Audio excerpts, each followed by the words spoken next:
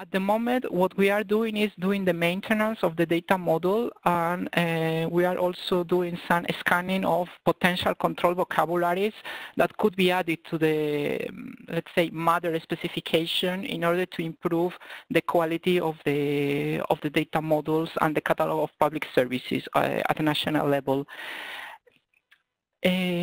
Jumping to the third part, in the past, we also implemented some kind of open source tools in order to facilitate the harvesting, the creation of machine-readable description about all sorts of public services, the harvesting, the editing, the mapping, and even the validation. So what we are doing now is we are upgrading some of these tools, the tools that we spotted that are of major interest for the member states, and actually in order to understand much better what is the interest and what kind of functionalities we should add to the, particularly to the editor and to the harvester tool, we have launched a survey. And there will be a dedicated webinar on the tools and the input we got from you as it will be around January. We will give you later on the timeline of the different activities, and in parallel we are supporting member states in order to create a national catalog of public services to describe services using the data model, some pilots on the mapping and so on. And today, and this is the second point, basically we would like to present to you a proposal on a voluntary basis to help you to fulfill and to comply with some of the information requirements, some of the obligations related to describe public services in the single digital gateway. This is voluntary work, and we want to work with you, those that are interested, in order to create a kind of a light specification that could fit well in the context of the single digital gateway. So in GitHub, you can contribute. There are already some comments. There will be certainly, when we agree on the basic specification for interoperability for the single digital gateway, there will be a public review, and then we intend to have a face-to-face workshop around February. So today the focus of the webinar is to understand, to give you some background information to understand what is the context and the needs of the single digital gateway linked specific particularly to Article 10 and other articles, agree on the approach and discuss the main concepts that should be part of this kind of light specification. Next slide, please. So the agenda for today, first of all, we will introduce what is the context of this work. Secondly, why we think that it would be very beneficial for the member states to work with us on a common specification that could be adopted on a voluntary basis for the SDG and in order to enrich the information about public services, administrative procedures, and to facilitate the search of the information by citizens and businesses. Number 3, we will identify what is the approach and the objectives. And now number 4 will be more for discussion. Starting from Article 10, we will give you a kind of first hint on what kind of basic concepts, attributes should be part of this specification. And we will open the floor to get some initial reactions from you. Then in point 5, we will instruct all of you how to continue from here. So next slide, please. Okay, going into the context of the work.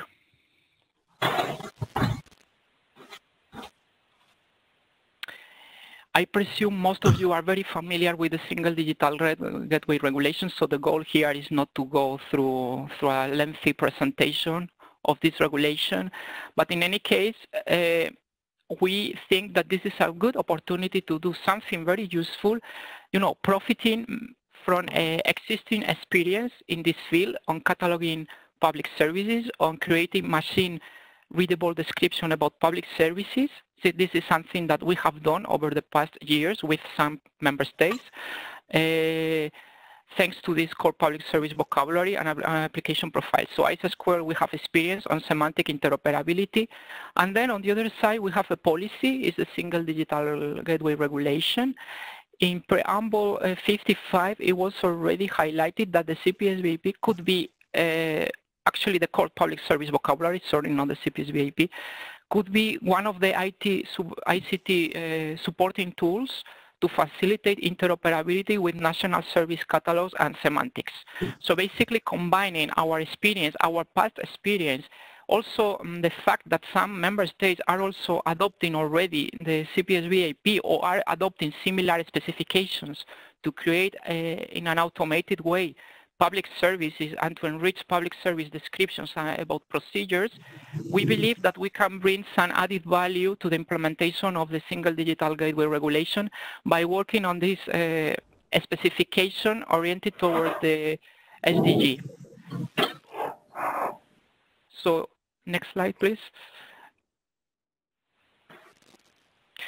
Actually, this is something we discussed this year.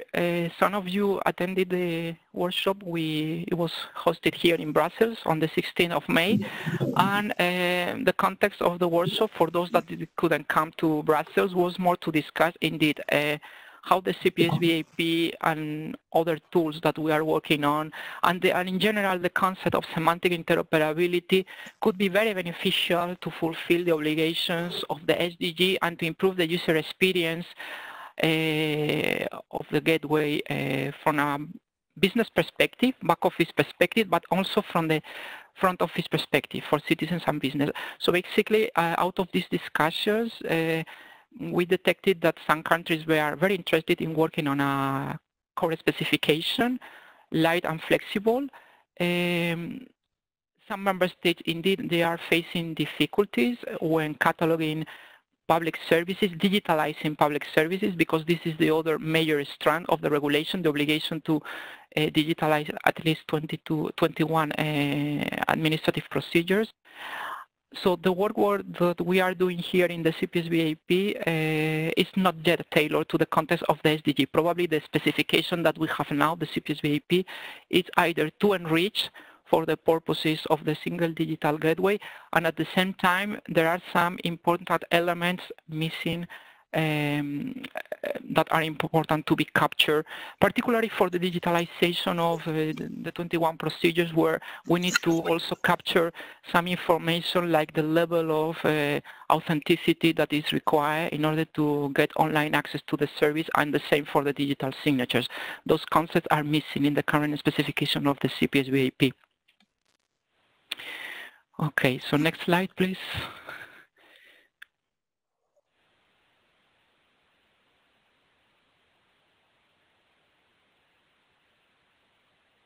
Thank you, Miguel. And I think from there, Miguel presented a bit the context of this work and basically how, from different perspectives, we perceive the need for common data layer. But okay, why do we need a common data layer? Let's go more into the details of it. Okay, Florian, can I just have 2 words? Yeah, sure. Okay. Hi everyone. Michiel de Keizer here. So thanks Miguel for introducing the context and the goals. Maybe just before we continue, some rules of the game. I think already Miguel mentioned. So please mute your phone if you're not speaking. That doesn't mean that you can't speak, but just use the hand next to your name on the right side. You can. There's a hand, and if you want to take the floor, just push it, and the team will moderate and give you the floor. So I see that in the chat window there's already quite some activity, so keep on doing that. If you have something to share or a link or something, feel free to use that. And also if you want to share your thoughts and without taking the floor, just type in the chat window. So voila. So these are some rules of the games. The only thing I wanted to say is that I'm really happy to see indeed that there's that many participants. We bring actually 2 groups together, so people responsible within their member states for implementing the SDG on their side. Also the CPSVAP working group that you have been working with for many years, and I think that's a very good blend that we do now here, because I think it's very important that in the work that we're gonna do, building this implementation model to be voluntarily used in the context of the SDG, it's important to have the CPSVAP working group also in that discussion as experts in the CPSVAP one, and helping us to spot also gaps that might exist in CPSVAP and how to keep the 2 models as close as possible. So I think there's a perfect synergy here. and it's really important to have both groups together and to work on this model together. This webinar will also still, of course, touch upon some aspects, not this webinar, but also the work in the context of this working group will also still be working on some aspects specifically for CPS VIP, as mentioned in the third goal that Miguel explained. So voilà, that's basically the two words that I wanted to share, and then I'll give the floor back to Florian. Thank you. Thanks, Miguel. So let's continue on that, and maybe before continuing, let's say that you might have noticed that we are recording this webinar. So if you do have an issue with that, let us know quickly, because this is ongoing. And why are we recording? Because we received some input from people joining today that would like to have this recording, and also from people who are not able to attend that they would like to see it later on. Okay, so thanks for that. So let's come back to the reasons why we need a common data layer for DSP. And this is something we have presented last week during the National Coordinator and ICT Representative group meeting in Brussels. So basically, we identify different needs. And the first one, the big first need is basically about how to find public services and in general information about public services independently from your country of origin or from the place where you are connecting to the web. And of course, this takes a lot of sense also when you are not talking the language from the country in which you are looking for services. So we know that in Europe we have a lot of different languages, and so it makes sense also to have something that can work across languages. Secondly, we perceived, and not only the Commission but in general the member states, that there is a need for the end users, citizens and businesses, to be able to compare the public services proposed in different public administrations independently from their country. Thirdly, most of you might be aware of the once only principle, which states that the information should be asked only once to the end user, meaning that when you apply this at the European level, a public administration in one country should be able to retrieve the information the public administration needs from another public administration in another country, if it is relevant, and of course taking care of all personal information as well, if it's relevant for delivering a procedure or for giving the right information to the right person. And we perceive, of course, the work on the single digital gateway as complementary to the work on the once-only principle, and we perceive that a common data layer is something very important in light of this, that will contribute to both sides, to both perspectives. Fourthly, it is the objective of the single digital gateway to gather some statistics on the usage of the website.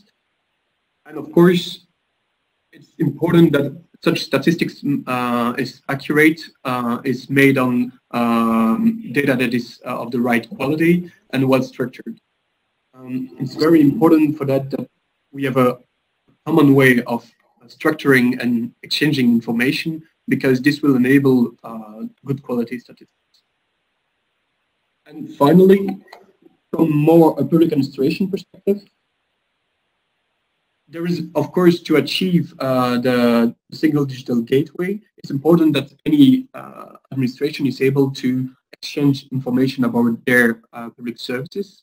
And for that, right now, we see that there is quite a diverse way of describing public services within administrations, but there are also a lot of commonalities, similarities, sorry.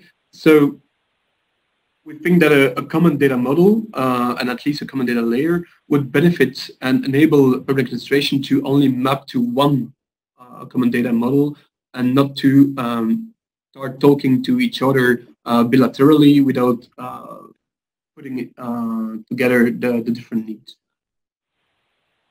So, yeah. Go ahead, Miguel. Florian, just to complement what you said, basically what we are suggesting here, the word data model, we know that sometimes sounds like very scary, very complicated. Basically what we are suggesting here is the possibility of enriching the information. You have to provide the links. If you are able also to provide some metadata information describing the services behind these links, service by service, on a service basis, the results, the outcome of the search will be much better, much more focused. Imagine I'm just looking, I'm a student and I want to study in one particular region in Europe, let's say in the south of Spain. Maybe I will go to the SDG and I will type universities, the academic degree I want to study, architecture, south of Spain. So if the information about the services offered by different universities in the south of Spain, in a way they have metadata information describing this, the location of these universities are in the south of Spain, in these particular cities, you know, the business intelligence of the search engine behind the SDG will be able to give you a more target outcome out of this research. This is on one side, one of the benefits to get, you know, better results out of this search. Secondly, in a way, having this kind of enriched descriptions, metadata information about public services, there is a huge potential to be used by the other different tools that will be part of the SDG ecosystem, the assistance tool, the feedback tool, because it's the same. And as a citizen, I'm complaining or I'm just notifying to the competent authority that I have an issue searching information for one particular procedure. If this information is about the particular procedure has some metadata information, the metadata information can also already populate the, let's say, the complaint form or the feedback form, and that will automate the whole interaction with the user and also in the back office, because in the back office it will be easier to transmit the information back to the competent authority. So quality-wise, we will improve the quality of the information. When it comes to data completeness and also getting the information up to date is the same. If we have this metadata information about procedures, it will be much easier to keep the information up to date. If there is a minor change or there is a new procedure, a new service linked to one of these 21 procedures or whatever procedures under the SDG, it's a matter of just adding this new procedure with the metadata information, and immediately the system is going to be able to include in the whole search scope. So basically, this is more or less the different benefits we can think of. There are many, but now we have limited time, so we can go to the next slide, Florian. Thank you, Miguel. We saw in the meantime that Yasmin Urari made a raised hand. So Yasmin, if you want to ask something or comment. Deuxième chose, c'est que dans le contrat qu'on va avec ce deuxième sous-traitant, Yasmin, you're speaking in French. Que celle qu'on a vis-à-vis de notre... C'est ce qu'on appelle contrat miroir ou back-to-back. Si Yasmin, and we'll come back to it after. Yeah. Okay, great. So, yes. I would have a short question about point 5 on the current slide.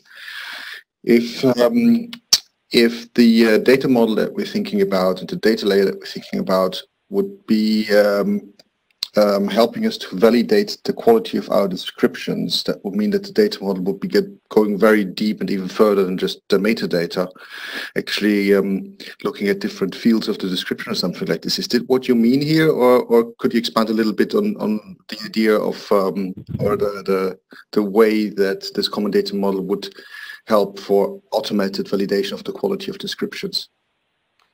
Yeah, thanks. Good question. So we are indeed talking about the metadata level, but we do have validators that exist as part of the ISA² program, such as proposed by the testbed action, which help to automate the validation of the descriptions regarding at the metadata level. regarding or compared to the data model targeted. So that means, do we actually have a recognized and common product or service name? Are there some classifications that we agree on that are linked to it? This is what would be validated with this, right? Maybe I can complement exactly. So the goal of the common data model would be first to agree on a couple of classes and properties that should be exchanged, or that should be exchanged in order to comply with the let's say the needs from the SDG. That's one thing. So there's some let's say criteria determined by defining that data model. So what do we need to exchange? What is voluntary? What not? And secondly, on a content level, some classifications to talk about the same thing on an attribute level. For instance, names of public services or teams or certain let's say sectors to which public services is attached. So the data model will of course not help you to validate the content of a full text description, but it helps to check in terms of quality, in terms of completeness, in terms of let's say compliance with a certain structure and with certain values that can be used within that structure. That's the level. That's the two dimensions of quality, and there's many more dimensions of quality that the data model actually can help you validate against.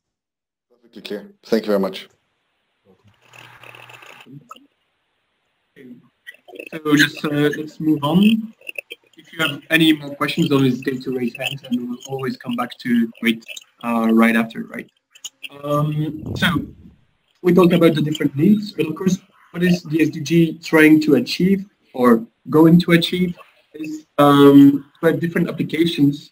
So let's talk about an application layer, proposing a search facility, maybe a chatbot.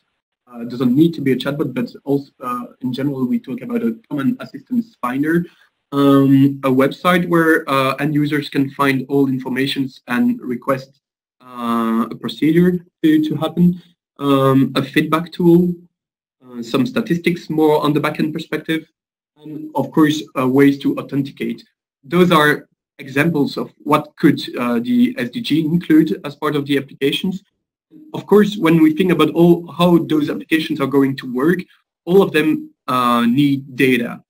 And those data within this data layer, of course, those data need to be sensitive. Of course, a lot of data will be sensitive, containing personal information, and so it's very important to have a common way of handling such data.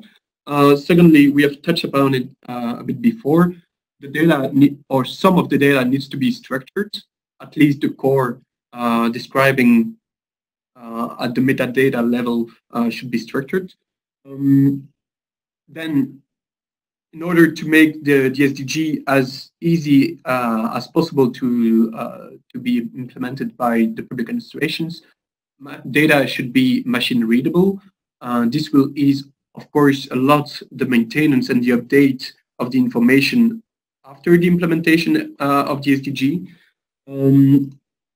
Fourthly, the data, and this is also related to sensitivity, the data needs to be secured, and finally, data needs to be consistent. And when we talk about a common data model, I think it's very important to also look at how we make data consistent, because if we start describing our data sets for public services differently, it means that we are inconsistent from one public administration description to another. And of course, from an end user perspective, this hinders the possibility for the end user to compare, to access and understand easily the procedures and the information given about this.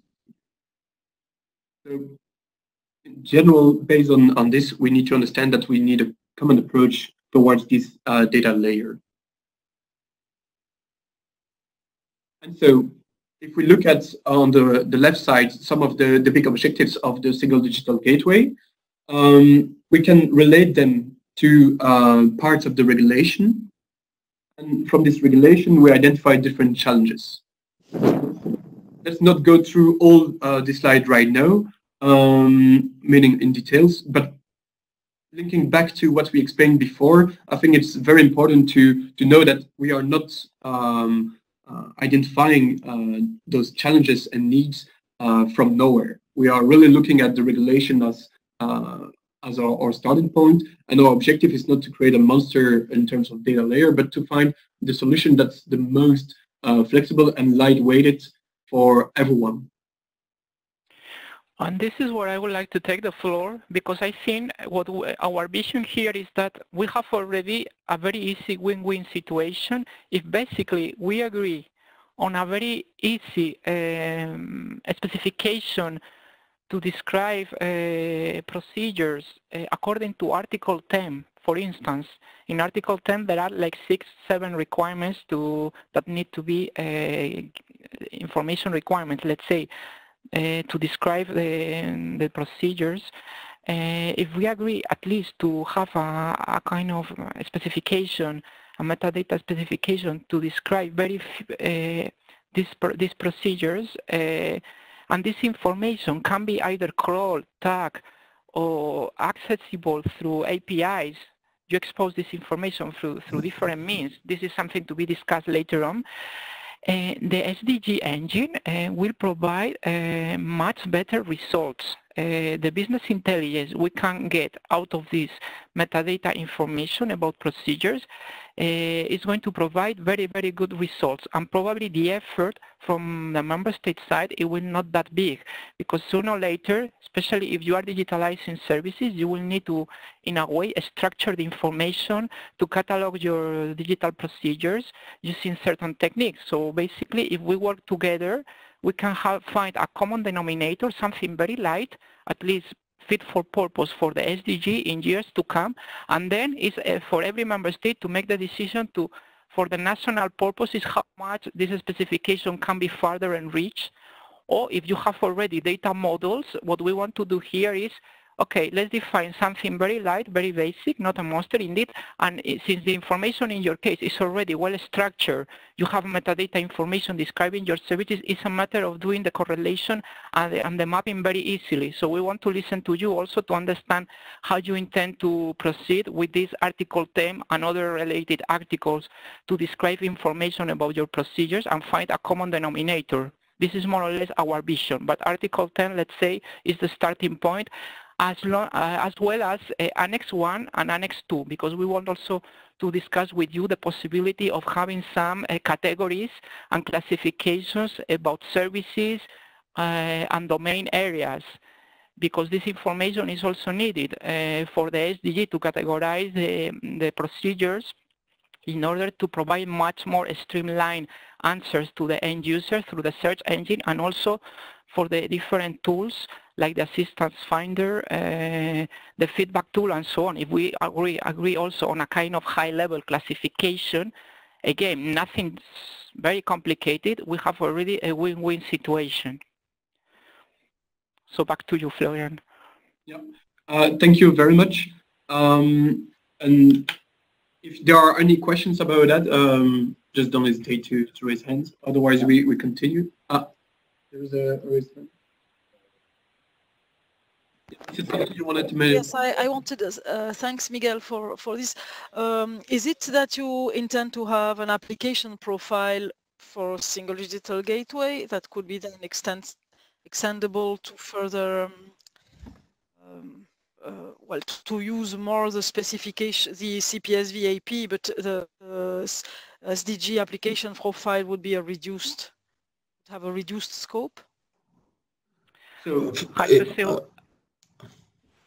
yeah, let's wait. In coming slides, we will be presenting you more or less how we intend to proceed. So we can discuss later on. But in principle, let's say we want to tailor the SDG, sorry, the CPSV AP. We have to create a kind of more tailored specification to the SDG, making it compatible with the CPSV AP. So it's like to narrow down the scope of the CPSV AP to have this kind of common specification now, enriching with very few elements coming from Article 10 and other related articles of the SDG. But let's say it could be a kind of subset of the current CPSVAP further enriched for the SDG, but a subset, something much lighter, but at the same time remain compatible with, in order to guarantee that the mapping will be easy for those member states already adopting the CPSVAP. Basically, in order to provide this information to the SDG, they only need to just narrow down a little bit the information that is already captured by the CPSVAP, and doing the mapping should be quite straightforward, because basically this new specification is a kind of a subset of the CPSVAP. Thank you, Miguel. Maybe just to add a small point about that. In the regulation, it stated that CPSVAP should be encouraged to member states to be reused. So we perceive that some member states might face difficulties in using CPSVAP, but at the same time, there are some member states already using CPSVAP. So the point here is, of course, to try to find a way to answer to both needs, and also to tailor the CPSVAP, as mentioned by Miguel, to the needs of the SDG and the particularities of the SDG. So that's really the compromise we are trying to make here. Sorry if I break in, but I think this raising hand is not really working. Miguel, I'm a little bit worried with your mentioning of Article 10, which lists out the detailed information requirements for procedures, the steps of the procedures, yada, yada, yada, yada. I trust that we're only looking at probably one or two of these specific elements out of Article 10 to consider them as metadata of services, and not a representation of these fields as sort of a content network. Is that correct? Can you be a bit more specific? So in general, yes, we are looking at metadata level. So we are not looking into the different types of data that is required, but more like, let me take Article 10. This is, sorry, I'm Florian. Hi, Alexander. This is a very valid point, and this is part of the big question mark. This is what we want to discuss with you. For us, Article 10 is a good starting point, because in a way it's an obligation. We have to start by the regulation, of course. Yes. This is a very valid point, and this is the discussion we want to have with all of you. What we are going to do here is voluntary work. Also for those interested in working in this kind of a new methodology, enriching information about procedures, automating, creating machine-readable descriptions. This is fair enough. And now we want to work with all of you to find this kind of common denominator. Indeed, in order not to create something very complicated, at the end of the day, very few countries will be able to populate. If you consider, if there is a huge consensus in the group that going through all the requirements of Article 10 is very burdensome, very complicated, fair enough. But this is part of the discussion today. So no worries. We want to create something useful for all of you, but we need to find this common denominator, so we need to listen to everybody, and the outcome of this will be a specification that could be used for the SDG on a voluntary basis to facilitate, indeed, the automation of the whole thing, and also with a forward-looking mentality, because as I mentioned the other day in the workshop, don't forget that the SDG will become a reality as from 2023. And we know how rapidly our world IT is changing, and also the mentality of our users. In a decade, do you believe that the new generations will be looking for information, governmental information in portals in the same way as nowadays? So we need to think also a bit ahead. So we want to do something that also will scale well in the future. If we manage to have a bunch of member states already automating information and providing enriched metadata information about public services by 2023, this is a win-win situation, because it's the starting point, it's not the end. And then from that point on, it will be incremental. It could be, there will be the possibility to further enrich and so on. But at the moment, we believe that indeed it's very complicated, because actually many member states are starting to digitalize procedures, involves different administrative levels. So let's start by having something simple, and this is what we want to check with you today. Indeed, Article 10 is the starting point. Okay, so, but you're anticipating discussions that are going to happen later on. So, yeah, thank you for the comments. Just back to you, Florian, and we can proceed. We can continue with the slides, and then we can discuss more in detail the concrete proposal. Thanks, Alexander. Thanks, Miguel. Yeah, and in general, the purpose is always to have to target mandatory elements within the model and optional or recommended elements that should not or could be part of the model, but not in a mandatory way in order to comply to the SDG. Okay, so what do we understand with a common data layer? We are actually looking, and that's related to the last two questions, we are actually looking at the semantic perspective for this data layer. So, and basically what we identify as needed from this semantic perspective is really a common data model and common classifications. And we'll come back to both more in details in the next slides. And yeah, maybe last word about this slide is just that, of course, we perceive this work as necessary as part of the implementation of the SDG by 2023, but we also perceived it as necessary for other parts, such as giving information, and which is more mandatory for earlier years like 2020.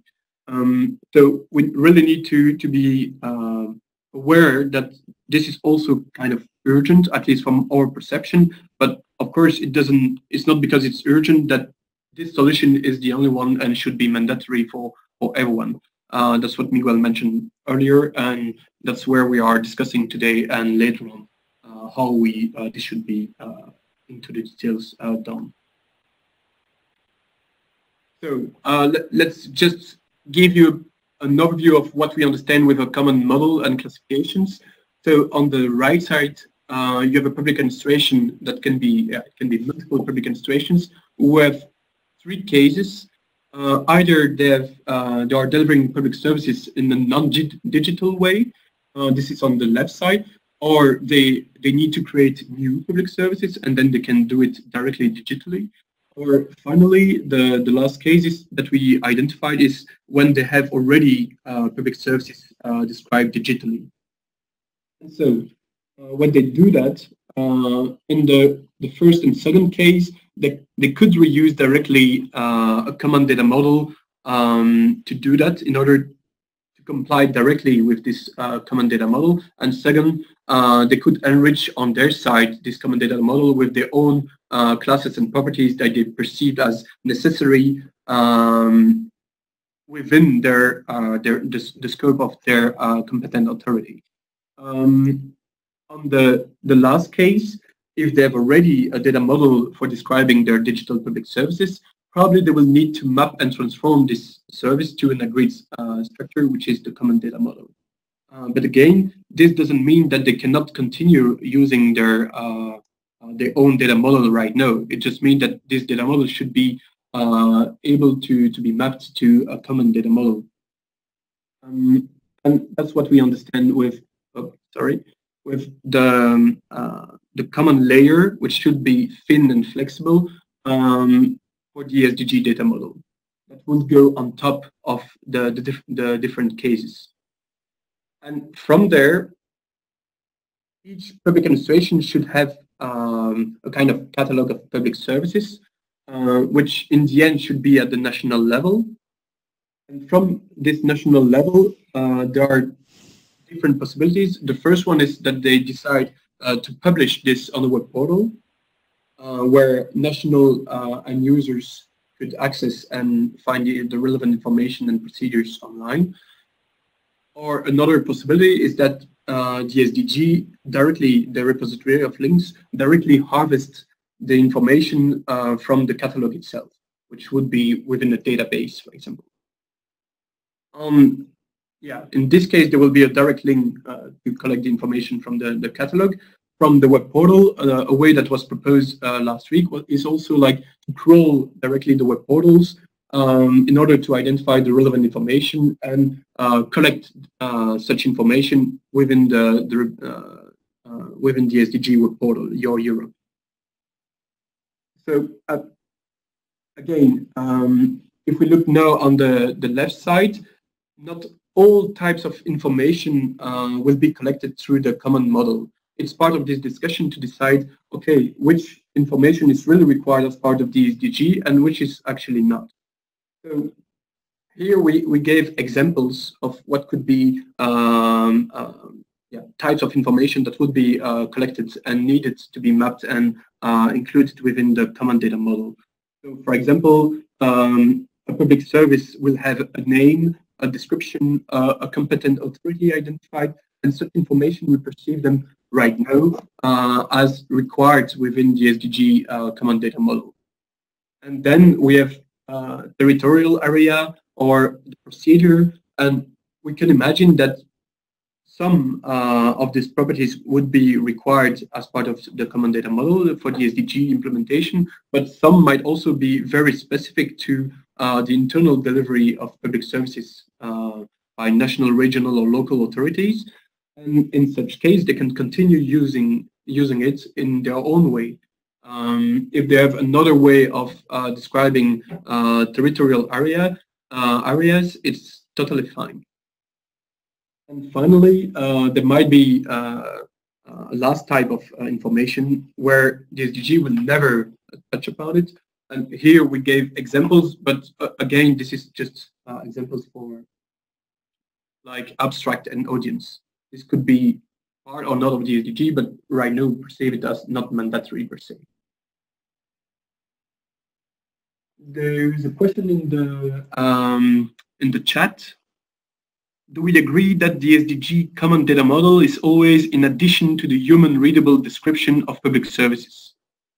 How is it to be ensured that the SDG common data model and the human readable description remain consistent? Indeed, that's a very valuable question. I don't know if Christoph wants to raise it. Otherwise, I can directly go to or answer. Okay, I go then. So, indeed, both should be aligned in order to avoid duplication of work. And of course, it's not because your information is machine readable and structured that it cannot be used as human readable description. I don't know if you perceive the nuance, but of course, the machine readability is only about the structure and the format that you use. So your data can be structured and in a format that is, for example, RDF. This means that it will be machine readable. But of course, you could extract this information on a web portal to make it human readable. And then it's just about which type of information and how you describe it within your machine readable format. It doesn't matter in the end because you will just structure it in a different. But just to clarify concepts here, let's assume every member state has digital government portals where you have all sort of information about procedures and all the information requirements of the SDG. The problem is that the single digital gateway will have to retrieve this information. In order to retrieve this information based on the search parameters of the user, coming back to this example, I'm just looking for universities in the south of Spain and where I want to study architecture. In different Spanish portals, obviously there will be plenty of information about the different universities located in the south of Spain. How the SDG will be able to retrieve the links, the pages related to these universities, but only the information I'm looking for. I don't want to get the whole set of information about universities all over Spain, all over the place in Spain. In order to be able to go to the portals and to get the links, the appropriate links, and so on, I need some metadata information. It's like in a library, in a public library. I'm looking for a book. So the traditional method was to go to a kind of little drawer when I had the description of every book, by author, year of publication, and so on. So based on the search parameters, I was able to locate the book I was looking for and on which shelf the book is located. Here is the same principle. Don't mix up concepts. The human readable information is in the links, it's in the portals. You don't have to do anything. The only thing is that the idea here is to provide some description information about your links, your websites, and so on, so that the search engine of the SDG will be able to go there and pick up the right pieces of information. I don't know if is it clear now? If we don't follow this approach and you provide one link, imagine you provide only one link where you have thousands of sites, thousands of pages about all sorts of procedures. Obviously, the single digital gateway engine will not be able to pick up in a more streamlined, in a more focused way, the particular information I'm looking for, as compared to the situation where you have some kind of description information per procedure, per service, whatever. So with a kind of a common specification, we can help you to build this kind of metadata information description about your procedures, and the search engine of the SDG will provide better results, better quality results to the end user. Is it clear? Maybe if I can say something very quickly, Michiel de Keizer speaking here. So that's attention, the difference between the metadata and the descriptions that are in there, and let's say the editorial content that is put on websites for humans to read. That's attention that I see in different regions, member states, and I think where we focus on is really that structured metadata. Of course, a text description of a service can be part of that, and I think the way you can see it is that the CPS VAP or model that we're going to develop together is actually also providing with some information building blocks that can be queried in a structured way, but that can also be reused by an editor to write text as a basis, and to which you can refer to that text has been reused, or that piece of metadata. I'm not sure if that's relevant for the SDG. Or in the context of the SDG, but that's how you can actually link those together, because you also want to avoid, of course, over different many portals that you use very complete descriptions. Very different descriptions. So it's also a good basis to link it to the same, let's say, public service, and to say this is the basic dry description. But of course, I also understand that for editorial purposes on different platforms, you might use slightly different wordings, or you want to present the text in a different way.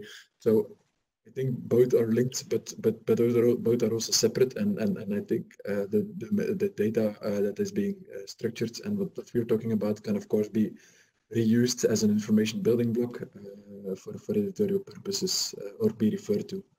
That's how I see it. I would like to react to Marco's Latvian comment, and also to Georgia.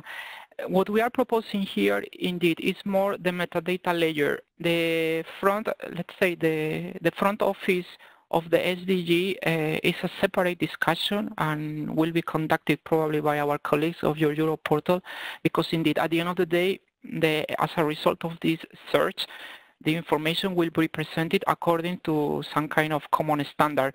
So what we are building here is the metadata layer that will be injected in the kind of common data model that will be designed and agree with the member states for the, let's say, the user, the front office, the user interface. Sorry, I didn't come.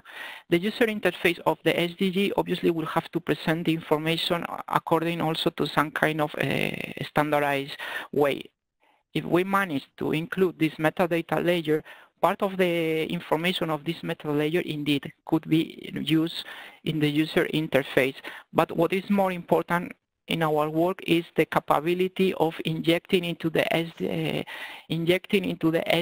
the right results, because this metadata layer will be able to pick up the right pieces of information. And based on this metadata information, And also on the links out of this search, the SDG, the user interface, will be able to come up with indeed a kind of machine readable, human readable information. So I think one thing is complementary to the other. But at this stage, this is the only thing we can say. We are, in this particular project, what we are addressing indeed is the metadata layer. And I think it's very interesting indeed what in Italy, Georgia mentioned. In a way, the way you are cataloging and you are describing information about your procedures, it could be also the basis to design the user interface and the whole information architecture for websites of municipalities. So one thing is linked to another, and both things are complementary. Maybe to come back to that, yeah. Yeah. Question to all participants is basically, do you perceive this as something that we need, or do you see also some alternatives? Or so, what's your perception of this work? And yeah, Alexander, you wanted to say something? I think it goes towards in the Netherlands we have something called the collaborative catalogs, which is sort of a combination of a unique list of product names, a metadata standard around that, and also a method to collect metadata from some 500 public organizations and provide them centrally for portals or other websites to use. So this is really the link, the name of the service, and a couple of other metadata fields. Not very extended. Fits to the CPSV, at least to the mandatory core of it. So that's, I think, a very good good starting point. On the other hand, I think for the first point where we as member states in the implementing the single digital gateway would come across that data layer would be in uploading our links to the common link repository for the information implementation. And I think a first step there to actually provide just the basic URL from our portals and let them crawl as a first version of the implementation is also a valid alternative to start out with. On the other hand, I think it's very important that we continue this line, especially if we look at the procedures and the technical system that comes after the information obligations that we have. So I think it's a very good step. I think it's absolutely the right thing to do. I only doubt how rapidly we should do it and what the growth phase of it is. I think the starting point and the timelines that were presented last week is a perfect start. But I would expect that we have a timeline that goes much further than that into the next years when we actually look at the technical system as well. Yeah. Thanks, Alexander. I think what you mentioned is totally correct. So right now the objective is indeed, we will show it later on, but it's indeed to have a timeline until next March. But it should go way beyond this. And maybe to react on the crawler perspective, we agree that this is the easy and fast solution to be implemented in order to provide the first set of information. But of course, as mentioned earlier by Miguel, this will not give easily the information to available on the SDG to be easily findable, accessible by an end user. So yep. Indeed, let's start this work as soon as possible and make it as soon as possible again live, so that we can provide something of structured and of good quality to the SDG. But to make clear what I meant is, I think a chance to succeed with this is the higher or the smaller the set of on which we need to agree or which we are agreeing by March, the higher the chance that this is going to be successful. If we then have a growth path, how we actually extend that as we go along and as our requirements for procedures and OAuth become much more clear. So if we end up having 2 metadata fields and 1 classification agreed by March, that I think increases the chance that we're successful. If we define on a meta level 15 fields and 6 classifications, the chance that we're actually bringing this down to the ground and into the real SDG implementations on a national level is diminishing very, very rapidly. Yeah. So start small is what I would recommend here. Okay, thanks a lot. And do you think by starting small, we should, of course, I would perceive as a need to already include some elements that could be part of it later on, so that we prepare and pave the way further for the next iterations, let's say. But we indeed, what is very important is the way the roadmap that we propose to member states and public administrations to implement it. And maybe they should start indeed with a very few elements and then grow gradually to something more complex maybe in the future. Yeah. Okay. There was another hand raised.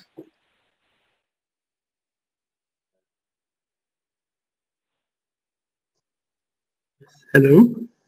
Hello. Yeah, we can hear you. Yeah. Okay. It's Gerard from Luxembourg. Hello to everybody.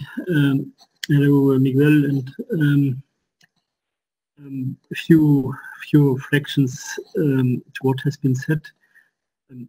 In regard to Article 11, I'm a little bit astonished that you are saying that this would lead to any necessity obligation to what we are talking here about. I don't think that Article 11 was aiming at this. It simply aims at offering textual information on a web page. So I don't think that there is an obligation coming out of this that goes beyond this. But having said this, in my opinion, also what you're trying to do is perhaps more interesting in the context of what has to be done in advance only, where we really need afterwards a precise machine-readable description of services, but it is still not clear for me what we will need exactly as metadata, and that has to be defined in detail in this project. So for me, this is still a little bit theoretical. We don't know really what we will have to do. In regard to the search, I can agree that if everybody would have a completely structured and standardized way to describe online service, search could certainly get more easily and information, but it should also be possible for the search engine to find pages without doing this. If you take modern search engines like Google or others, they are all able to find information even without any structured data. And SDG search engine doesn't have to search in all the content. It only has to search in the links in the pages that are offered via the repository. So it should be possible, if it is done in a somehow professional way, to find the necessary information. That was also the solution that was foreseen in the regulation. Otherwise, if we didn't think this would be a workable solution, we wouldn't have written the regulation in such a way. Nevertheless, it is clear that if you have more structured data, you can get better results. But you can also already use the text that are offered often in web pages. And most of the web pages are done via content management systems and they are done in a structured way, if they are done in some more professional manner, and often you have already tags in these pages. So we should perhaps also try to focus on what is already existing on a technical level in these pages, and try to find workable, pragmatic approaches. What are perhaps standardized text that we should use in these pages, or things like that. Thanks. Can I? Oh, sorry. Go ahead, Miguel. No, I just wanted to say thank you for this comment, Gerard. In a way, yes, there are different possibilities, and I do agree. As long as all these links, all these pages are made in a professional way, the content management system will be able to indeed to do the tagging. But what we are suggesting here is a solution that could work well in all sorts of environments, because it will also depend, as you said, on the level of professionalism, on how these pages have been designed. So there is a lot of room for divergent approaches. The way maybe you've done in Luxembourg is very professional, and the tagging, the search engine will go through the different pages, and the tagging will be very easy because you are very well structured in the way you have designed these pages, but might not be the case in other countries. So basically, the goal here is to help member states, especially those that maybe are starting now to do the development works and to design the policy towards the digitalization of services and so on, to follow this other approach, more on a semantic interoperability point of view that we believe is going to pay off. At the beginning, it's complicated, but in the long term, it's something that pays off and is the right way to go. This is, Gerard, ISA² program. The bulk of the work is semantic interoperability. We started to work on semantic interoperability like 5 years ago. At that time, very few countries were working on this, and now we see that many countries are just heading for this direction. So basically, it's another solution that is going to bring added value. So basically, what we are doing is to present something and to try to help member states that would like to work in this direction. If there are other solutions that work well, fair enough. And I encourage very much all member states in a way to at least to be able to structure the information in a way that the tagging for the search engine will be easy, will provide high quality results. What we are presenting here is another solution. So, and both things in a way are complementary, but because as we discussed the other day, maybe now if you revisit, if it's the case that a country has all these pages, and they see now that maybe enriching the information using this specification we are now to work on could help in the tagging of the information.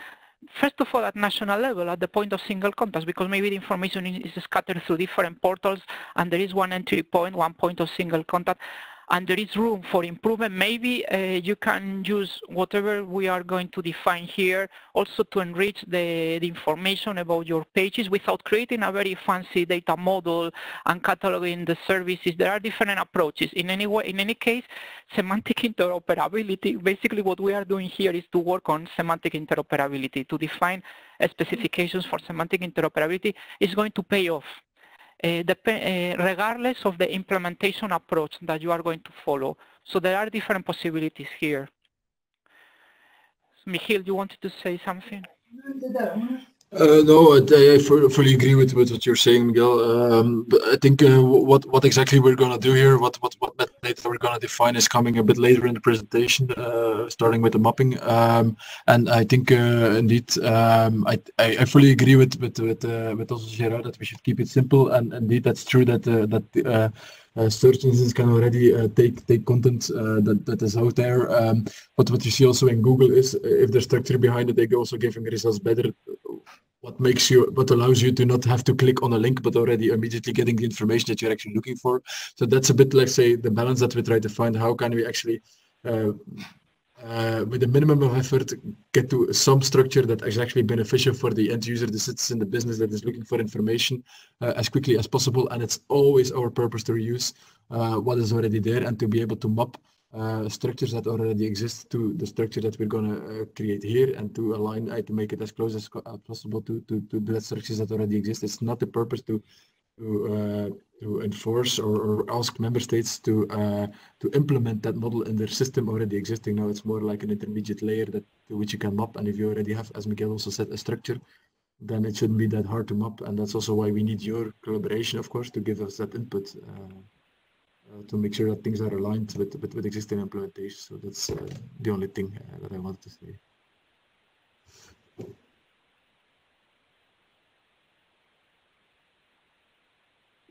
Let's move on. Thanks all for the comments. We propose to continue. If you have further comments on this, we propose to continue offline. Otherwise, yeah, we won't have the time to go through all the slides today. So let's move to the next topic on the agenda, which is going more into the details into the approaches that we propose for the common data model and its classifications and the real objectives behind. So first of all, in order to make this data model and these classifications, we have different principles that we would like to follow during the whole process. First of all, all things that we have said before, but here we group them together and we will stick to them. First, the model and its classifications should be made as light as possible, and I think it reflects some comments we have received so far, and also flexible for future usage. Second, an important objective of this work is to make the work interoperable, the public descriptions interoperable. So again, this data model and its classifications, the objective is interoperability of the data.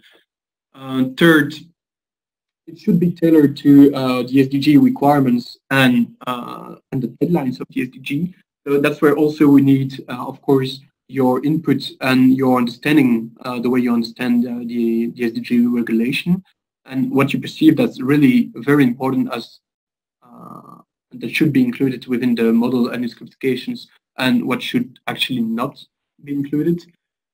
Then fourth, if we create something light and flexible, it's also to make it easily mapped or directly used by member states and their public administrations. And finally, for the public administrations that are using already CPS-VAP, it's very important that what we create is compatible with CPS-VAP. So those are our principles. If you have any, feel free to any other that you think we should include, feel free to add it in the chat or to come back to us via email, for example. So first, let's talk about the common data model. Here, our approach was to indeed start, as mentioned earlier, by from the regulation. We have identified a few articles that are really identifying important concepts that should be included or could be included within the model. From this list, we started by mapping this list to the CPS-VAP, so also to ensure, as mentioned right before, the compatibility with CPS-VAP. But the objective is also, of course, that's the second point, to map it to all the data models we receive from the member states. So we have already some models coming that we have collected from the member states, but we need actually to have the latest version of your model, because some of the versions we have dates back to 2015, so there's been a couple of years, so probably your model has changed in the meantime. So we really need your input there. And of course, this second point is very important, so that we ensure that we create something that is tailored to your needs as well. Thirdly, we are looking at existing vocabularies and models that are already recognized as the core vocabularies from the public, from the European Commission, but also like schema.org or the model proposed, for example, by EIDAS for authentication, etc., and similar concepts. So all those models, we consider them as a way to answer part or totally the requirements identified within the SDG regulation. Does it mean that we will reuse the full of one or more core vocabularies? Not at all. And finally, yes, if we have other relevant data models, we also include them in our perspective and in our mapping to the concept identified from the regulation. And from there, what we want is to really propose you an initial model that we can discuss upon and which we can specify more and more into the details in the coming month. So I hope this is clear. If not, don't hesitate to react. In the meanwhile, I move on. So concretely, we start from the regulation. Let's take, for example, the Article 10.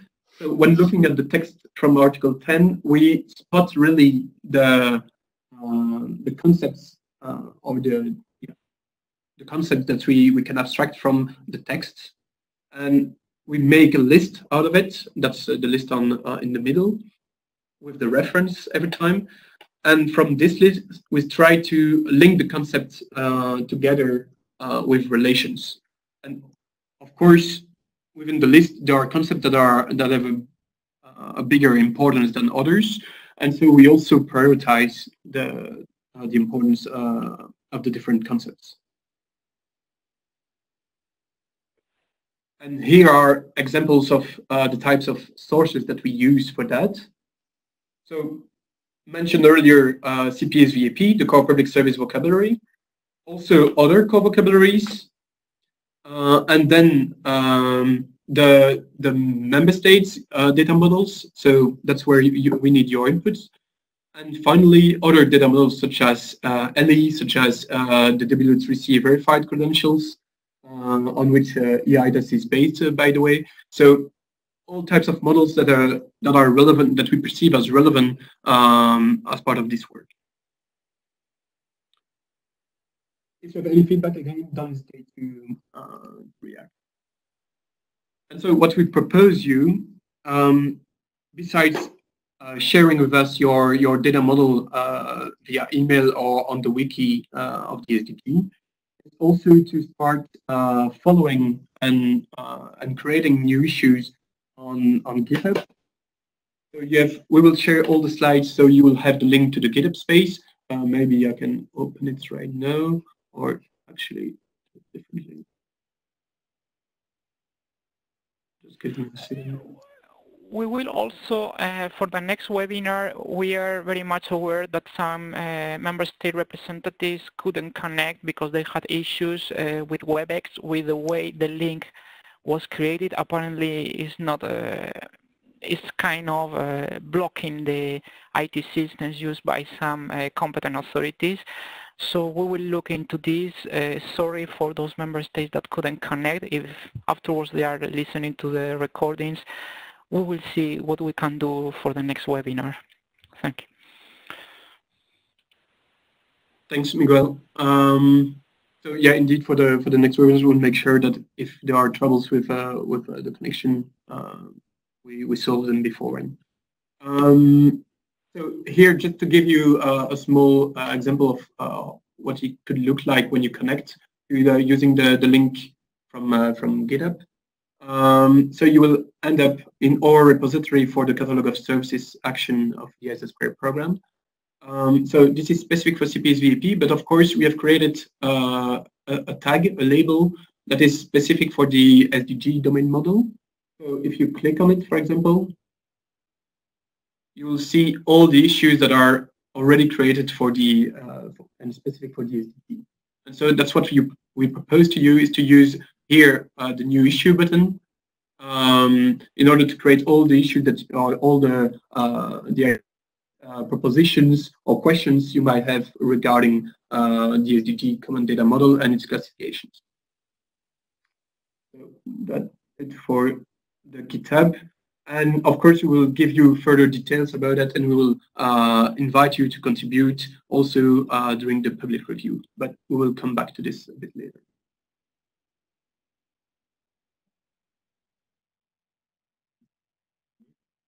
Yeah, Henrik, go ahead.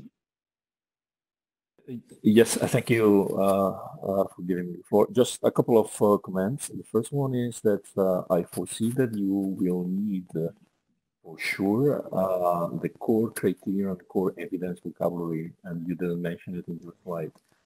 That is one thing. And you should know that as per today, this vocabulary is being reviewed. So you should be interested in participating in this review. Please feel free to contact CEMIC, more specifically Fidel Santiago, who is responsible for this project. And your participation will be more than welcome. The second comment is, in my head, a different topic. In my head, a catalog is something different from a vocabulary. And when we go to the GitHub, the title of the repository is the EU Catalogue of Services. And, but what you're talking exclusively is about the core public service vocabulary, or at least I couldn't find any reference or example of Catalogue of Services. It would be really very appreciated. How are you foreseeing to build catalogs? Are you going to use DCAT AP, or are you proposing something different? I would like an answer about that, please, and or a clarification about what is your project. Is it the core public service vocabulary? Is it the catalog? Both? Thank you. Yeah. Hi, can you hear me? So this is Michiel de Keizer. So just to answer on your first question, the slide is already showing indeed that we've thought at the same thing already, that indeed the core criterion and evidence vocabulary will be an important one to also look at for mapping purposes. And it's good to know that it's under review now, so definitely we should follow that. Secondly, the name Catalogue of Services of this project, it's indeed a little bit misleading maybe. It comes from historical reasons that it was called like that, but we're actually not working on building an actual catalog. What we're doing is working on let's say some building blocks that facilitate the exchange of information between catalogs of services. And the main building block that we're working on is the CPSV AP, so the core public service vocabulary application profile for catalogs of services in Europe. But we're not actually building a catalog of services for Europe as such. It's not part of the scope. So I hope that clarifies things a little bit. But indeed, what you're saying is correct. The name might be a little bit misleading, and it's there for historical reasons. Let's say. Sorry, but I don't agree. What we build precisely the CPSV AP model to help member states to build national catalog of public services. And now what we are trying to do is to help to build a kind of interoperability layer to extract from these national catalogs at least a minimum the set of data attributes for the purpose of the SDG, to connect the different national catalogs to pick up some few pieces of information. This is what is at stake now in order to build an interoperability layer that could fit for the purpose of the SDG, but the CPSVP in principle can be used to build catalog of public services. We as Commission, as ISA², we don't have the mandate to build a European catalog of public services, but we have provided we have worked on semantic interoperability to help member states to build national catalog of public service and also other European institutions. Is it clear, Enric? Yeah, it is, but... and you have been working with me in this project for several years, so I'm a bit puzzled why you are asking now this kind of question. Because for me... The CAT-AP basically has nothing to do with us. This is the CPSVP. I'm sorry, I do not agree. I'm sorry, I do not agree. I think that the method for exchanging information about public services should be the catalog. So I don't understand why the catalog is not under the scope of ISA. Sorry about that. That's my opinion. But what do you mean it's not under the scope? Could you elaborate? Well, you just said it, that the building of a catalog model at the EU level, because we don't have the legal mandate to build. The Commission don't have a legal mandate to build a European catalog of public services. The SDG, in a way, now it can be regarded as a possibility now, in a way, to build a European catalog of Services.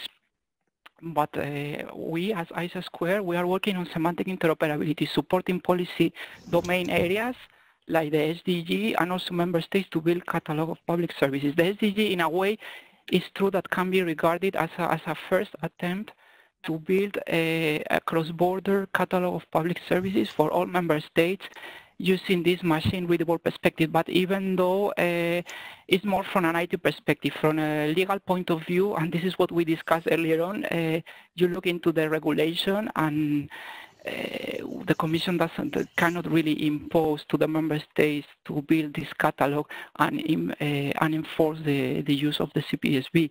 What we are trying to do is to, the member states, they have national catalogs, they have portals, and the SDG is a regulation to link up the information that is stored across the different systems in the Commission. But itself is not the goal is not to build a cross-border catalog of public services. This is my interpretation. Maybe I'm wrong.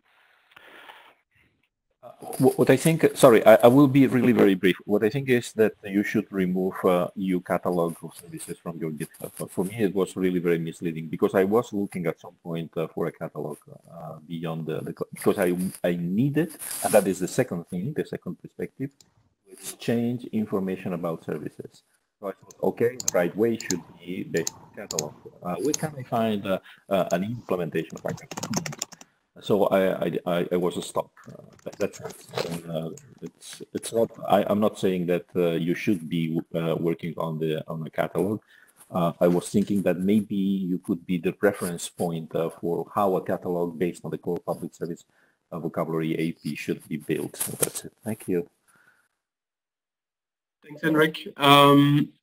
So just to make sure that we understood well, what you want is that we remove the mention within GitHub of catalog? Or just clarify why you're talking about the catalog. Yeah. Okay. Yeah, that's a valid point. We'll make that for sure. Thanks. Because right now, I insist on the fact that maybe a reference to how a catalog could be built, not should, not even should, could be built. It's not harmful, is it? No, indeed. No, not at all. And that's indeed the purpose of this action in general. So. And it's also one of the use cases of the CPSV AP, actually. So if you look at the use cases, the original use cases, that's what was one of them. Yeah, but no examples, no reference implementations could be found. At least I couldn't. Yeah, maybe we should clarify that because, yeah, okay, we'll clarify that. I just want to add one more point here. The core public service. You're very difficult to hear. Sorry, it's Emilio Stanley speaking. One more point. It's still at least for me the sound is the quality of the sound is very bad, so it's impossible to understand. Yeah, maybe you could get closer to the microphone or. Yes, sorry, can you hear me better? Yeah, much better now. Yeah. Just want to add one small point. In the CPSV data model, there is already the definition, let's say, or the link between a public service and a public service dataset, which could be indeed used if member states want to build, for example, a catalog of it, or public services. Just that. So you're suggesting DCAT AP directly? I would say yes, well, because that is translated in DCAT dataset. Yes.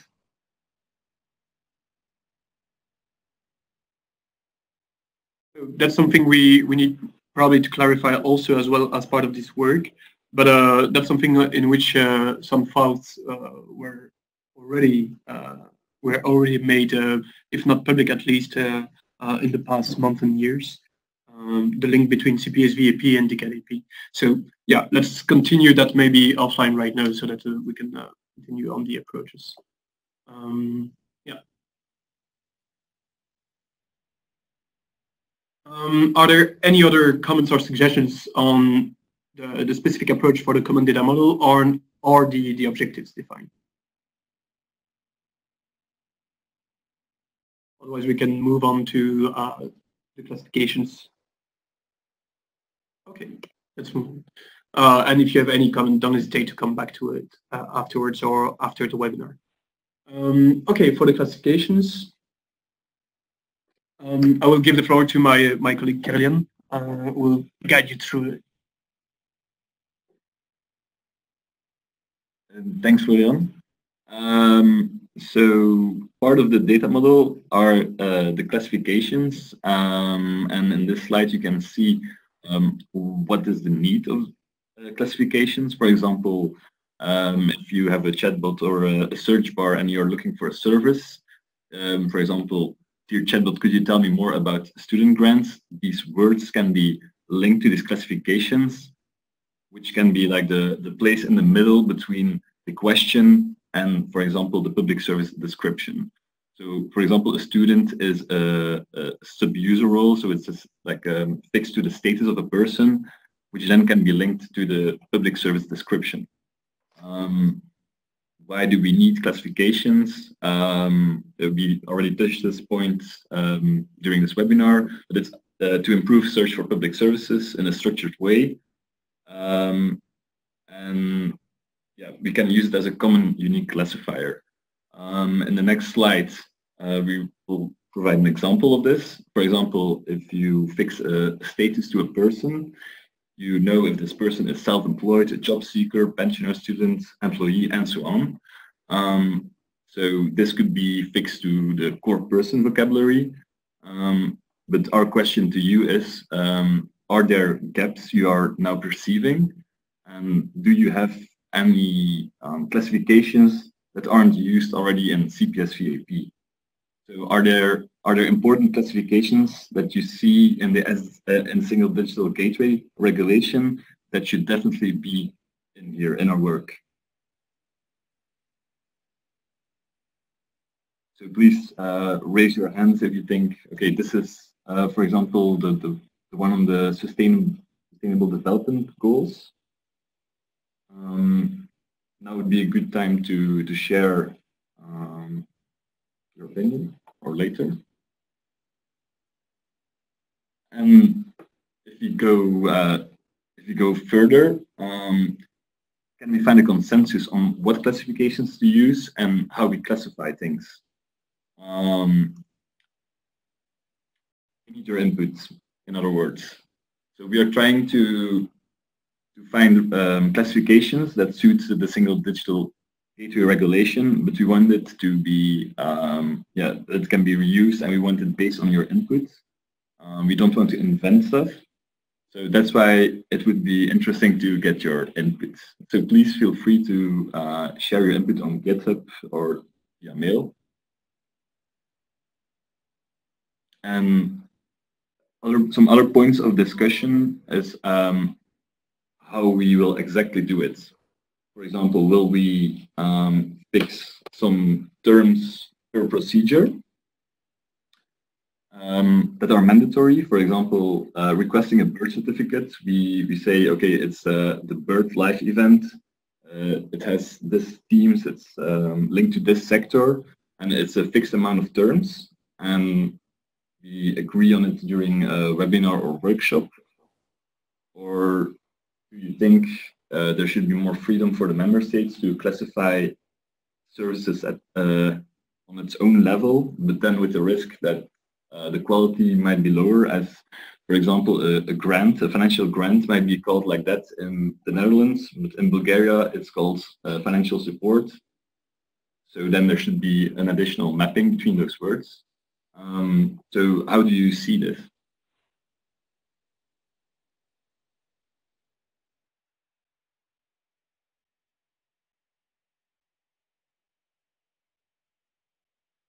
Bart mentioned that for him, content of the classification is not the most important, but it's more about is it published and maintained by recognized organizations such as the Publications Office of the European Union, and in the right format, in a format that is reusable, like SCOS. Yeah, if you want to comment on this, Bart, don't hesitate.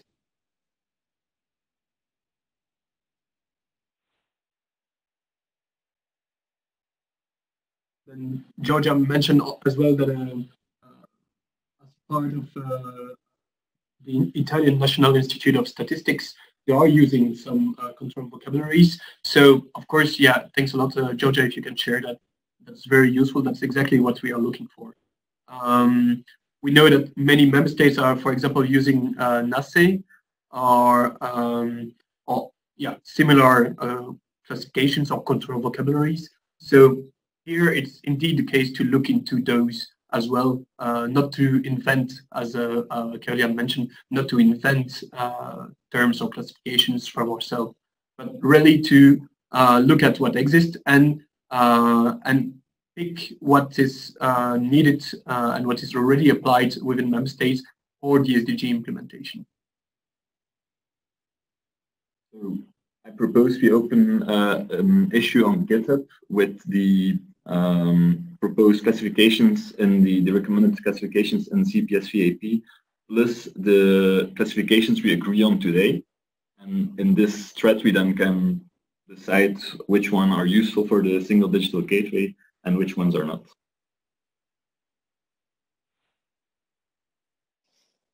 All right, let's move on. Next point, we dive really into detail into the work with the CPS-VAP, and I give the word back to my colleague Florian. Thanks, Florian. So what is just important to get from this slide is within CPS-VAP, the objective was really to model the interaction and the important concepts around a public service. And of course, here, when you look, only the two blue boxes, so represent classes, are mandatory in CPS-VAP. So only public service and public organizations are classes mandatory if you want to use CPS-VAP to be described and reused. So, but as from the moment you use other classes, such as evidence, output, rules and legal resources, or all such classes have some mandatory properties as soon as you use them. So let's dive into this as basis for our discussion today. So as mentioned earlier, we have started from the regulation, from the SDG, and we have listed some important concepts that we perceived as very useful to be included within the common data model. And as you can see, there are some overlapping concepts between what we identified within the regulation and what is already included and described within CPS-VAP. Here we just show some of them, but there are others, like public organization could be also highlighted, etc. Let's look now into the event class, because we perceive within event we have a code type, which a type property, sorry, which is using a code, and this code is very important because it touches upon a classification. And this classification, is a work on which we have started to look at in the past, also in light of the SDG. And as you may see here, we have different recommended control vocabularies or classifications that we propose. And some are coming from CPS-VAP directly. Some others are coming from, for example, NACE or a named authority list maintained by the Publications Office. So all those are things that are already existing within CPS-VAP. But what we need now is to identify whether those are really relevant for the SDG as well. So I propose to move on. Don't hesitate to come back to this later on offline. And now, looking more into the details for the event class, you can see on the right side that we put within CPS-VAP different types of events that can happen to a citizen in this case, because we are talking about live events, such as having a child or starting education or retirement. All those are examples of events that can happen to a citizen. And so the question here is, of course, should something similar exist for the SDG? And if yes, should such terms, which should be the terms used within this classification? That's where we need really your input.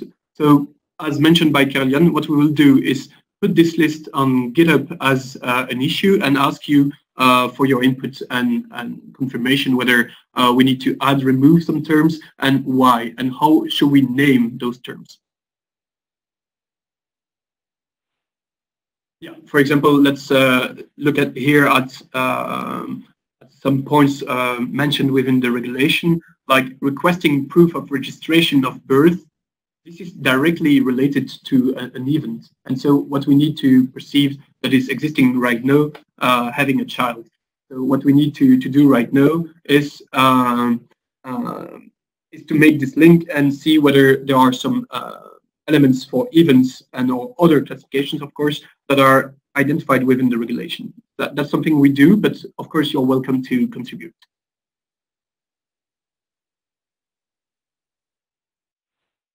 Okay, I move on. So what are the important classifications that we have identified so far? We can, yeah, some are represented here. For example, here you have a public service description, which is about a student who would like to get a grant for his studies at within a university. And within CPS-VAP, of course, we have some recommended control vocabularies. And we think that such vocabularies could be complemented or reused or adapted to the SDG in order to to be reused by the SDG, such as the type, or for example here grant is the type, or the thematic area. Here university is a term that is under certain thematic areas such as studies. And also the role, here the role is a person, and even more than a person applied to the specific thematic, you can make it a student. So the question is always like, to which level of granularity should we go? But linking back to the principles we have stated, we should keep it as simple as possible. So the primary target of our classification work should be on one flat level if possible. If you agree or disagree with that, please, yeah, raise your hand or just take the floor.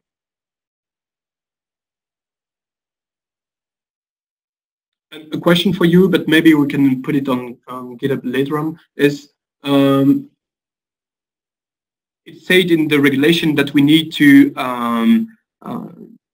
show to the citizens and businesses that what are the steps and of any procedure in a user-friendly way. So that's what we identified here as quite similar to phase. But a question for you is, okay, do we need a classification to identify and tag the exact procedural steps, or do we leave it to you? That's one question we have for you, and we'll put it on GitHub. And the same for the purpose. So what's the purpose of the procedure? What will you get in at the end of the procedure? So should we have a common way of naming such purpose, or is it up to you to use it? Yeah, and this is based on Article 11, where it's stated that the access should be a clear and user-friendly explanation of the following.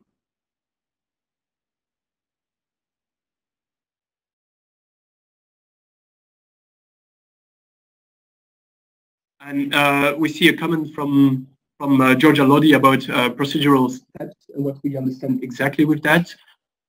And Karl-Jan wants to answer that. Yeah, this is open already in an issue on GitHub, and there we discuss this. For example, in Spain, there is a mandatory classification for a phase or a step of a public service. For example, initiation, the process itself, and then the termination of the service. So this is what we mean.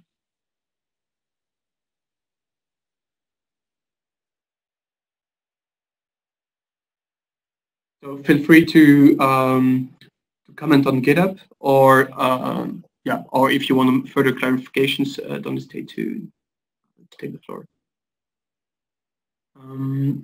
Otherwise, I move on to more detailed on the model itself and not specific for classifications.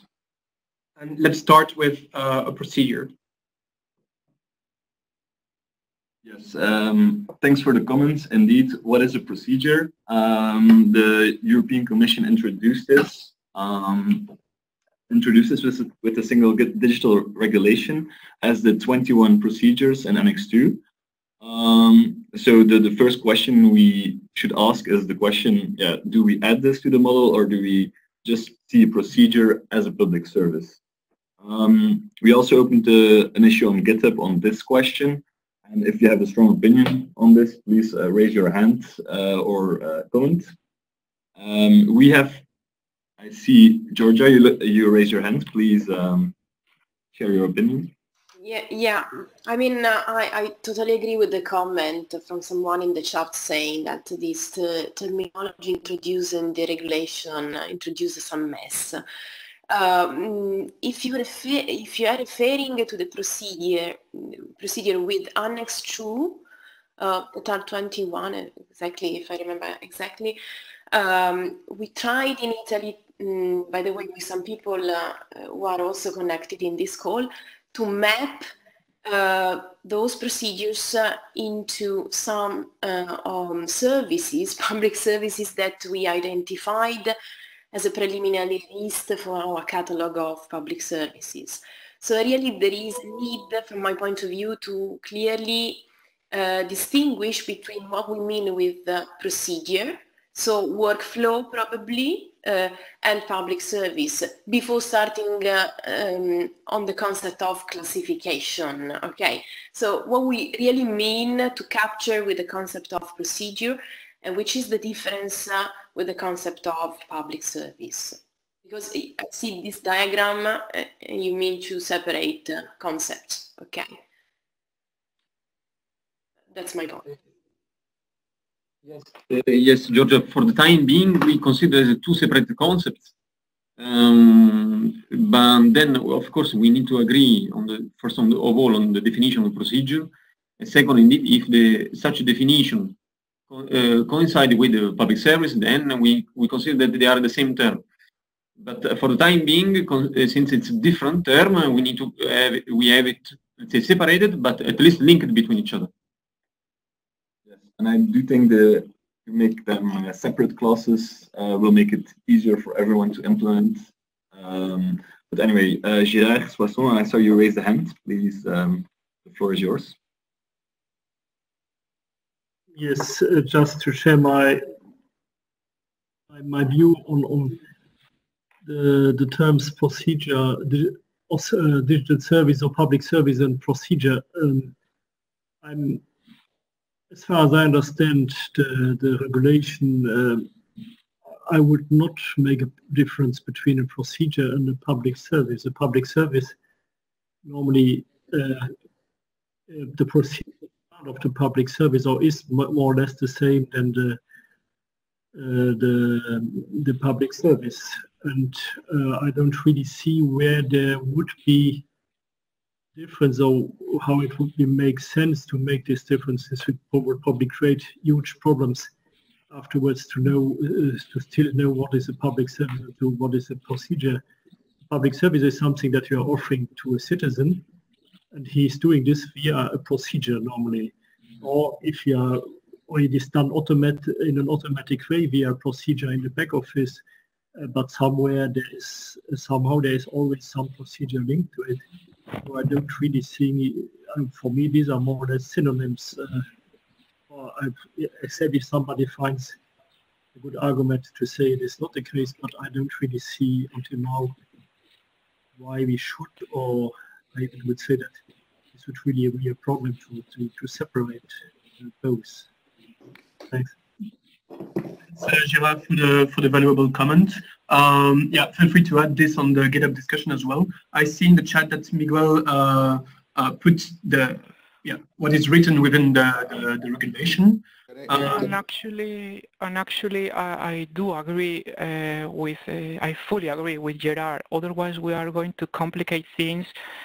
a procedure, this terminology, if I'm not mistaken, is coming from the Services Directive, because procedure is the terminology we use in public administration more in the back office, but basically is what is for a citizen or a business a public service. And if we look at the definition, it says means a sequence of actions that must be taken by users. So a user is a citizen or a business, so basically a user is accessing a public service. Procedure is more administrative terminology, but it's equivalent, in my opinion, to a public service. We are going to complicate things if we have to distinguish now what is a procedure. Yeah. I that's tend to exactly what I said. Yeah. But I tend to disagree here. Okay, go ahead. The definition in the regulation sounds more like a sort of a customer journey than of administrative backend procedure. And I must agree, terminology-wise, this introduces a mess. And I don't like it. But if we look at the list of 21 procedures in Annex 2, I think we will find that quite some of them are actually not one service, but are a collection of services. And that means that a procedure and a public service is not a one-to-one, and we can not just consolidate this into one class. That's how I see this. I think the classification in Annex 2 creates, matter-of-factly, two different concepts. One is called procedure, or a custom procedure, or a citizen procedure, or a business procedure on the one side. And then we've got our services that we provide. And these services, you can have processes in the backend to actually provide them. And we also call them sometimes procedure. That makes it a great mess, terminology-wise. Thanks for the different opinions. We invite you, of course, to put those on GitHub so that all the people can contribute as well, sharing similar or different opinions. Our initial idea, of course, why we put it two different classes are two reasons. And the first one relates to what you mentioned, Alexander, is just that within the regulation we see that different member states have multiple services mapped to one procedure. And of course, because of that, we thought, like, okay, let's split them. And the second reason is simply because within the regulation, they use the two terminologies.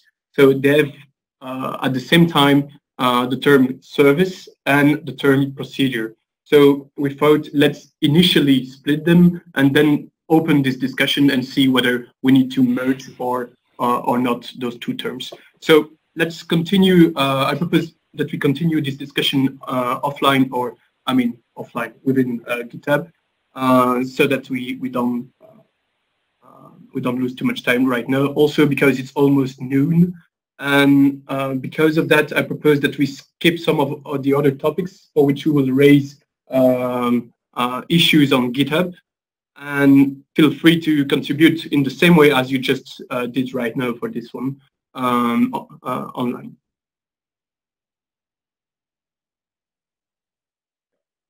Let me quickly. Okay.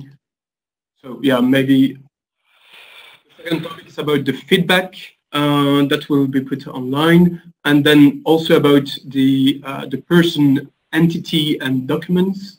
So how could we model this within the SDG common data model, and of course about how we can share evidence, who is the evidence service provider, and can we relate this to a resource-based registry, where, so this is really to be seen as a complementary work to the once-only principle work stream. Yeah, and how we can relate this back to person, but I will invite you to look at to follow the thread on GitHub. And finally, that's the overall that we propose right now to be seen for the classes, of course, that are already modeled within CPSVP. The point here is not to say all those classes should be mandatory, not at all. So let's repeat ourselves a bit here. So how do we continue from here? So you can see on the page that we have a roadmap, and of course this roadmap ends towards mid-March. But as mentioned earlier by Alexander, and I think it's totally right, this work should be perceived as a more long-term perspective. But of course, the sooner we have some concrete input for the member states, the better for them to implement it easily. So what are the concrete next steps? From this webinar today, we are going to open different issues on GitHub and send you an email summarizing the different issues so that you can easily know where you would like to contribute. We will also invite you again to share your input via email or on the wiki about your data models and classifications that you use within your public administrations. Then towards the end of November, or really the latest early December, we will share with you our initial proposal of a common data model and some classifications. And we will put that on GitHub so that you can have some weeks to review it during December. And then based on this public review, we will address your different comments. And the latest, we will see each other on the 21st of February during a back-to-back workshop in Brussels, because many of you will be present on the day before for a national coordinator meeting for the SDG implementation. So that's really the idea. And then based on our discussion and workshop, we will work towards a first version, and by first I mean first final version of the core elements that we should include within the SDG common data model and some classifications. That's the idea. So if you have also comments about that, feel free to raise them right now, or to we can also open something about the general approach and timeline on GitHub. So then I continue. How can you contribute? So we have shared with you some ways to contribute before. So of course you can give input during webinars and discussions. So the same for the workshop. Then in general for GitHub, you have seen that you can easily create an account and create issues and comments on different issues on GitHub directly. Of course, for the public review, you will be invited to do that, but also, of course, you are always welcome to share input via email if you prefer. This is an example that we have showed to some of you before. That's basically the template that we propose you to use to share basic information about the data model or the classifications that you want to share with us. So feel free to follow these templates, and besides this template, to share the classification or the data model specification directly with as attachment, for example. If you don't have our email address, it can be seen on the wiki for the SDG national coordinators and ICT representatives, or of course on JoinUp or GitHub. You can find it easily, also directly via email. That's something we have shown you before, so I will not go through again, but okay, you know it. And basically, because it's time for the people who are interested in other activities of the CPSVAP and the Catalogue of Services action, this is really for them. So as mentioned really at the beginning of the webinar, Miguel explained that we are working on different things. The first one is, of course, the CPSVAP maintenance. So, of course, to be seen as something different from the SDG common data model, but of course both should be aligned to the maximum extent. So depending on the changes or on the input and the way we create the SDG data model, we might adapt also slightly the CPSVAP, but this is really up to discussion and not decided right now. And of course it will be based on public discussions online. Then, as part of this work, the deadlines we will have a workshop on the 21st of January, a webinar on the 21st of January, where we will dedicate some time to discuss this specifically. Then this is the work, the second line is the work we have been describing and talking about during this whole webinar. And so the next milestone, let's say, or result of activities is end of November, early December for the start of the build review. And then we see each other in February at the latest for the workshop. Then we are also working in parallel of this on some tools that Miguel mentioned earlier.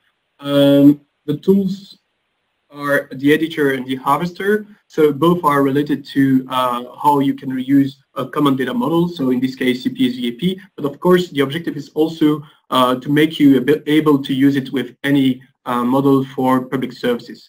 And so, of course, we have launched a survey to gather your inputs and comments and requirements about such tools. And based on your inputs, we will include it in our proposition. We do have one raised hand from Alexander. The floor is yours. Sorry, surprise. Just to make things very practical, and also taking reference to a post by Bart from Belgium just yesterday or today. I think the first point where this will, let's say, become very practical and hands-on is if we think about populating the link repository of the SDG in the implementation of the information obligation. The question was about the automatic upload possibilities and facilities. Oops, I hear music. The question is, we discussed with Alexandro from the Single Market Service Center repeatedly, but the possibilities to start a pilot hands-on to actually get such an automatic upload running if we have a couple of member states that would participate in this. Do we need to, or do we go via this way, via the common data layer in that regard, or will these be two different procedures or different ways forward? And how far are you aligned with automatic upload question? Probably the question that I wanted to ask.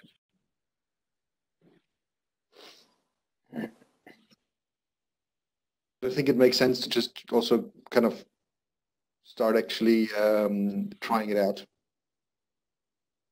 having a vehicle to transport additional metadata. Maybe Miguel wants to answer this, otherwise we can take it. Sorry, could you, Alexander, could you elaborate? I didn't get your point. The point is that on the one side we've got the link repository from the single digital gateway, and we saw some sort of classification basically in the presentation last week by Alexander, with clicking on which Annex 1 topic of the 88 is actually covered by a link that we provide, which is essentially metadata and a classification based on the Annex 1. We discussed the idea of having an automated upload of links to that link repository. Now, if we think that further, this is where richer metadata really comes into play and comes into reality, and with our SDG implementation would be an automated upload, which allows for additional metadata fields. Right? Yes, my understanding, because this is actually something that we have discussed with Alessandro, what is proposed right now is a kind of short-term solution. Indeed, the way these links have to be uploaded and so on. What we are presenting here is something complementary that in the future could bring more benefits instead of this method that is now being suggested, because indeed it's something that could work well in the short term. But further than that, I cannot really comment on your request. What I can tell you is that the SDG team in a way, what we are going to do here is going to, let's say, streamline the metadata model that the SDG IT system itself for the search engine and so on is going to be used in order to do the tagging, the extraction of the different information that will be collected from the links. So one thing is linked to another. We are working more in the back end, and the SDG team is working more in the user interface, and also the content management system, obviously, of the search engine of the SDG itself. So this model, in a way, is going to be connected to the model that they are defining now. It's a two-way interaction. What we are presenting here more is to help you to enrich this information through the links. The way this is going to work in practice, and how is it combined with the current proposal of uploading the links? Sorry, this is a bit too early to say. Our scope is more semantic interoperability, so maybe we need further discussions. We also need to understand from your side how you want to proceed. If you basically want to implement this light data layer, how in the end this could be attached to the links, how it has to be harvested, collected through APIs. Probably we need more discussions in months to come. It's a bit early to jump into these discussions. Okay. In any case, we need to align, of course, and make sure that we are consistent. If we propose some classifications, those should be aligned with what is proposed for the manual, let's say, alternative to provide the links to the repository. So I think this is definitely something we are looking into and aligning with Alexander. What I thought would make sense is really hands-on, start working on an automated upload, which already includes the possibility to add more metadata fields. I mean, if you want to click together classifications by hand in a manual interface, I think this very rapidly ends up being a chore and not going to be done by the member states. Okay, point I think taken. two are very clearly linked together, and this is a very good point, and we will discuss internally indeed to find this kind of alignment. Indeed, it has to be, everything has to be automated. We are going for automation of the metadata information about links. The way the links have to be, yeah, indeed, everything has to be automated, and there must be some kind of coordination.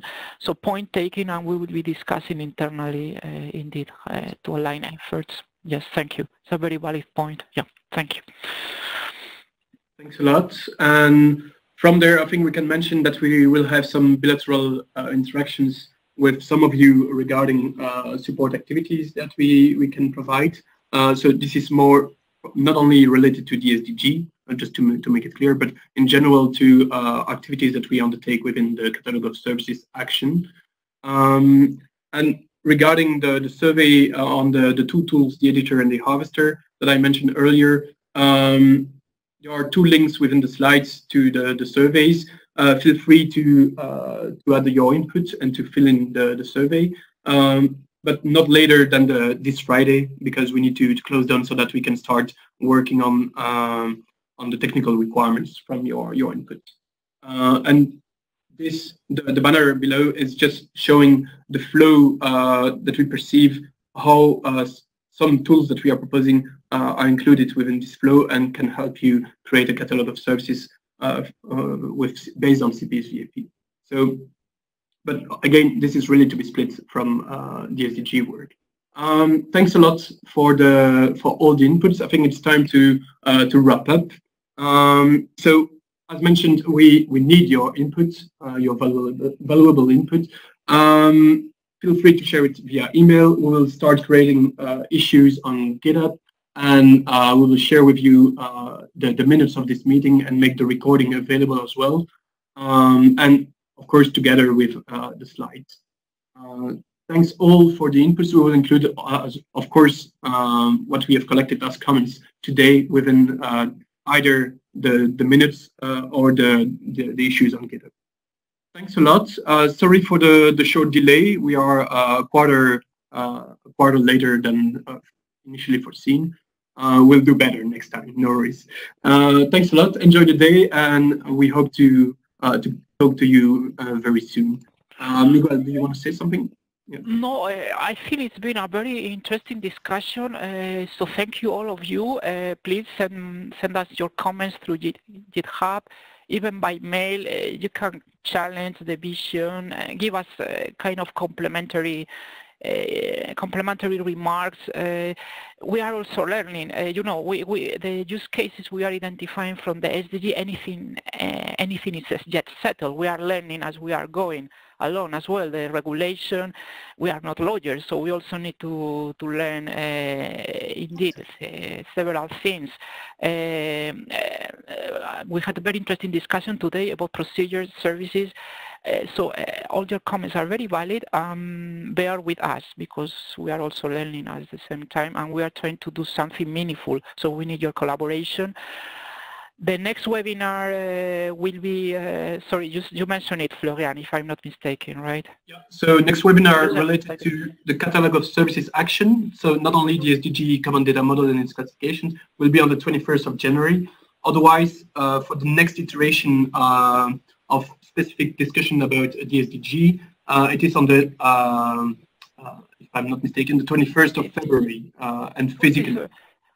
If you feel like we need another intermediary webinar in January, you know, to follow up, because now we are collecting the information, we are doing the gap analysis between the CPS-BAP and the SDG regulation, as we presented today. If you feel like we need another webinar to follow up now in January, not to lose the momentum, yes, let us know. We can organize certainly another webinar in January. Otherwise, we will go for the one in February. But please be in touch with us, and we will be addressing all the points, all the issues raised by all of you. And on WebEx, we will try to sort it out the way we generated the link, but apparently it was blocked by some IT systems in member states. So it seems like we are not yet fully interoperable or compatible. But thank you very much, and talk to you soon. Bye. Thank you all. Enjoy the day. Bye. See you.